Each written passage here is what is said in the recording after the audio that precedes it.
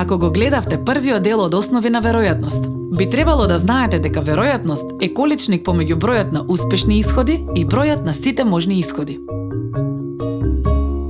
И како што знаете, количникот е секогаш број, па може да биде запишан на различни начини. Како дробка, децимален број или како процент. Например, колкава е веројатноста случајно да извадиме жолто топче од кутија во која има 3 жолти и 5 сини топчиња? Веќе знаеме дека е потребно да го најдеме бројот на успешни исходи, кој е 3, и да го поделиме со бројот на сите можни исходи, кој е 3 плюс 5, што е 8. Па веројатноста е 3 осмини, што е исто со 0,375.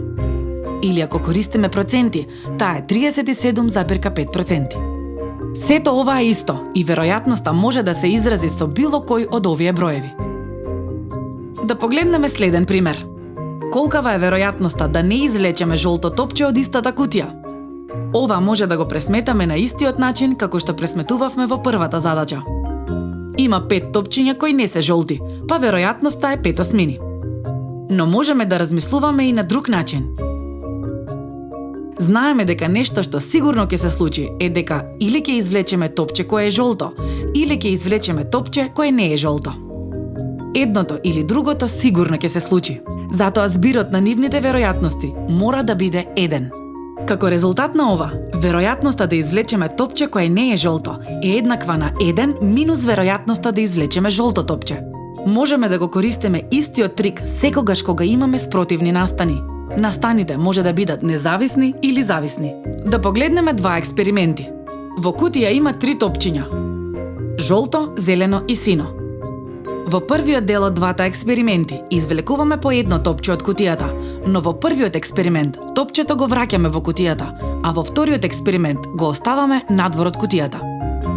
Да се обидеме да направиме множество од можни ситуации за двата случаи во вториот дел од експериментот. Во вториот дел од првиот експеримент, множеството од можни настани е зелено, жолто и сино топче, независно какво топче сме извлекле во првиот дел. Па двата дела од првиот експеримент се независни. Но во вториот експеримент, множеството можни настани зависи од тоа какво топче било извлечено на почетокот. Ако сме извлекле жолто топче, множеството ќе биде сино или зелено.